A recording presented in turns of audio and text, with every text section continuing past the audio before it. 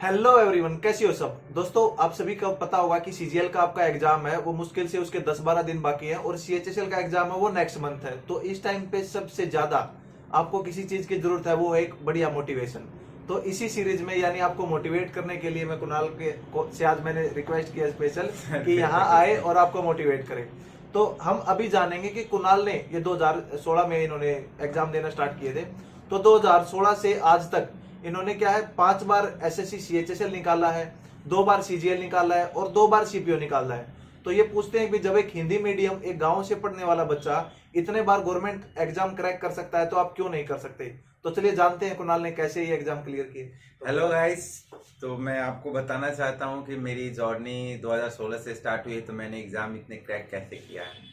सबसे बड़ी बात है कि मैं 15 से स्टार्टिंग किया था, जब कॉलेज लाइफ में था, ग्रेजुएशन में ही था, फर्स्ट ईयर। तो मेरी स्टार्ट हुई जर्नी की मैं एक कोचिंग पकड़ा। मेरे को ये पता नहीं था एसएससी क्या होता है, मैं बस रेलवे के लिए पकड़ा था क्योंकि मेरा हिंदी मीडियम था, इसलिए मैं सोच नहीं पा रहा था कि कुछ आगे भी करना है। एक्चुअली एसएससी के बारे में मेरे को कुछ नहीं पता था। फिर मैंने वहाँ टीचर से पढ़ा। आपको पता ही है मैंने कहाँ पढ़ा है, वन स्टेप में। तो वहाँ पर टीचर ने मेरे से बोला कि आपका मैथ अच्छा है, आप एसएससी की तरफ जाओ। तो मैं वहाँ से एसएससी की तैयारी करने लगा और मैं वहां से मतलब मेरे आगे जो भी एग्जाम हुआ वो सबको क्रैक करते गया और लगातार रिजल्ट था। मेरिट में छट गया उसकी बात अलग है कि छट गया, लेकिन मैं बताना चाहता हूँ 2016 में सीएचएसएल 2016, 17, 18, 19, 20 मैंने सारे सीएचएसएल क्रैक किए हैं। 21 वाले भरे नहीं हैं क्योंकि बहुत सारे लोग बोल रहे थे कि अब क्या भरोगे, तो मैंने वैसे भी मूड नहीं था भरने का, नहीं भरा। और आपको पता ही है कि 2016-17 में एमटीएस जो आया था उसी से मेरा सिलेक्शन हुआ है। एसएससी एमटीएस आया था, तो और एक ईएसआईसी था, आपको पता ही है। और सीपीओ मैंने 18-19 निकाला था, ठीक है। और दोनों में मैं नहीं गया था दौड़ में क्योंकि मेरा रिटर्न बहुत अच्छा था, लेकिन मैं दौड़ में नहीं गया था क्योंकि मैं यहाँ आ गया था जॉब में और मेरे को खाने की दिक्कत आ रही थी। लास्ट टाइम ट्राई किया था लेकिन उसी से मैं मेंस पर गया था, तो मैं छोड़ दिया था। और उसके बाद मैं बताना चाहता हूँ सीजीएल की जर्नी तो आप लोग जानते ही हैं कि सीजीएल का मेरा 2019 का रिजल्ट रुका हुआ है। 20 का तो मैंने नंबर आपको बता ही रखा है और 21 की अभी तैयारी कर ही रहा हूँ। उतने अच्छे से नहीं हो रही है, फिर भी मैं अपनी कोशिश जारी रखा हूँ। तो मैं बताता हूँ। देखिए, सबसे पहले मेरे को दिक्कत आई थी इंग्लिश में। मैं इंग्लिश में एकदम ही मतलब लग रहा था कि मेरे को कुछ आता ही नहीं है। तो मैं धीरे धीरे एसएससी का पैटर्न सिर्फ यही देखता था, एमबी का उस समय बुक चलता था, उसी को देखता था प्रीवियस ईयर। तो मेरे को एक पैटर्न पता चला कि ये फिक्स पैटर्न पे ये क्वेश्चन आ रहे हैं, अभी तक वही क्वेश्चन आ रहे हैं। इवन टीसीएस तो और इजी कर रखा है, इंग्लिश इजी हो हाँ, और इंग्लिश इजी कर रखा है। तो उस समय मैं धीरे धीरे इंग्लिश पढ़ा। मतलब उस समय मेरा पहला सीएचएसएल था, उसमें 7.5 या 8 नंबर आए थे मेरे को, जहां तक याद है, एग्जैक्ट नहीं याद है, लेकिन 7-8 के बीच में ही थे नंबर, ठीक है।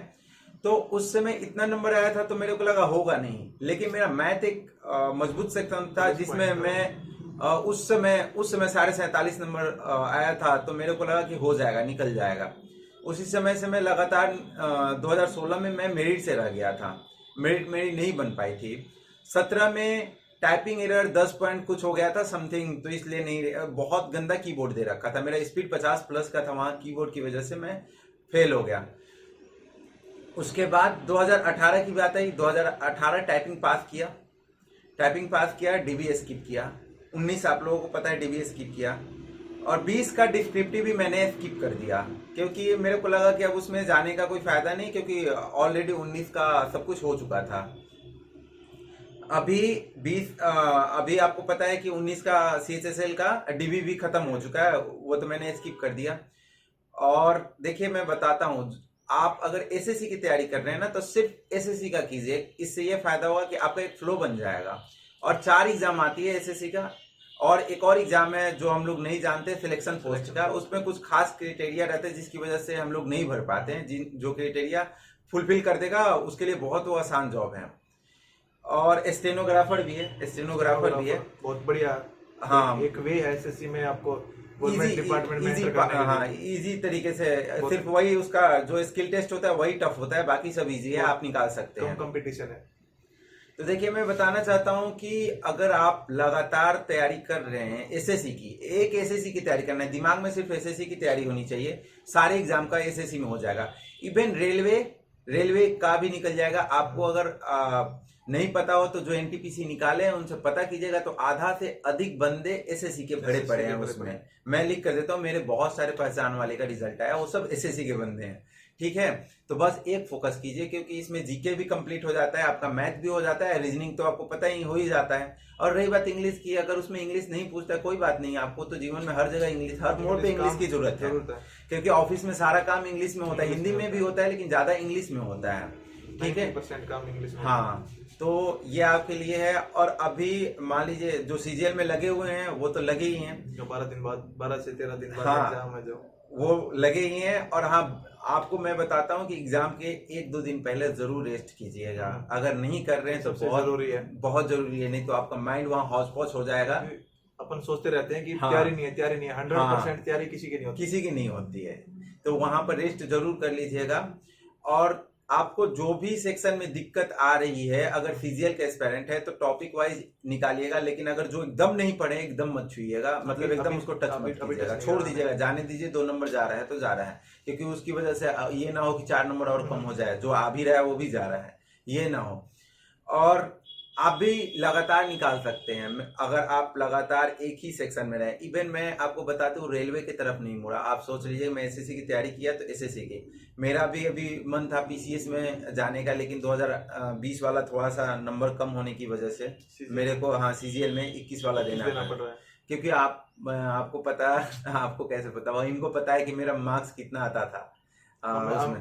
देखो आज की डेट में क्या है, हम जितने भी यहाँ पे है ना, हम अगर आज की डेट में कोई भी एग्जाम दे रहे हैं, मतलब जितने भी तैयारी करने वाले हैं, तो हम सब में जो इंटेलिजेंट आज के टाइम में है वो कुणाल है। नहीं, एक्चुअली मेरा मार्क्स इन लोगों में, जितने लोग थे हम लोगों के ग्रुप में यहाँ जोधपुर में, उसमें सबसे ज्यादा मेरा मार्क्स आता था, कुणाल का आता था। लेकिन वहां पर मेरे साथ हो गई कि मतलब बहुत तेजी से मैंने बनाया। फर्स्ट 50 में तो अच्छा गया था, लास्ट 50 में मैंने बहुत हड़बड़ी कर दी।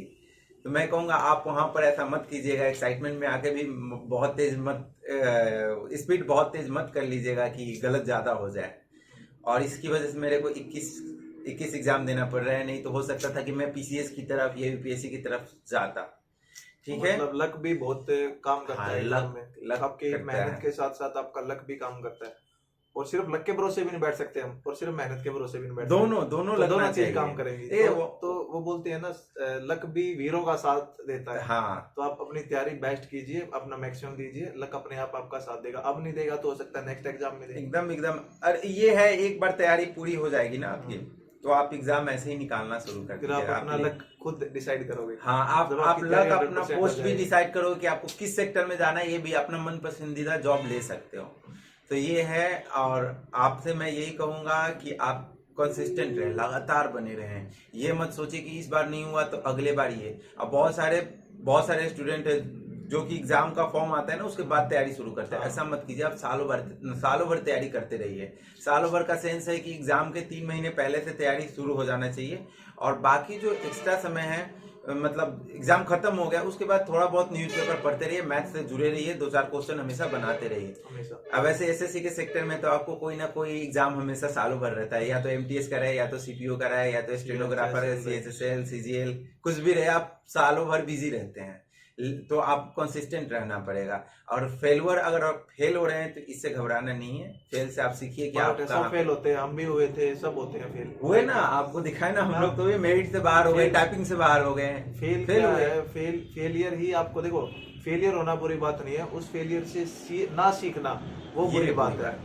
आप फेल हो रहे हैं तो आप कुछ ना कुछ सीख रहे हैं, आपने ट्राई किया एटलीस्ट। यानी देखो एसएससी के एग्जाम में आप मान लो फॉर्म कितने लोगों ने भरे हैं, अब आप ये देखो कि आप मान लो 20 लाख ने भरे हैं, आपकी रैंक थी मान लो, और आप 1,20,000 में ना पाई, लेकिन 1,50,000 में आ गई। तो ये देखो कि आप फेल नहीं हुए हो, आप इतने लोगों से अभी आगे आ चुके हो। तो नेक्स्ट ईयर थोड़ा और ट्राई करके, थोड़े और एफर्ट लगा के, तो आप उन 1,20,000 में या फिर एसएससी जितने बंदे लेते हैं उनमें आ सकते हो। तो एक बार इसको थोड़ा यही कंसाइज करते हुए एक बार कुणाल का स्कोर की तरफ है, मैं बता देता हूँ सीएचएसएल में। स्क्रीन पे ही दिखा देना आप, तो चलो स्क्रीन पे दिखा दूंगा। वैसे एक बार बोल देते हैं कुणाल के एसएससी सीएचएसएल। कुणाल भाई, सीएचएसएल 2016 में 182.5 था, 17 में था 215.5, और 18 में 217 था, और एक्चुअली 2019 में भी मेरा स्कोर पॉइंटों में ही है, 236 पॉइंट में ही है लगभग। तो आपको सीजीएल का तो पता ही है मेरा स्कोर।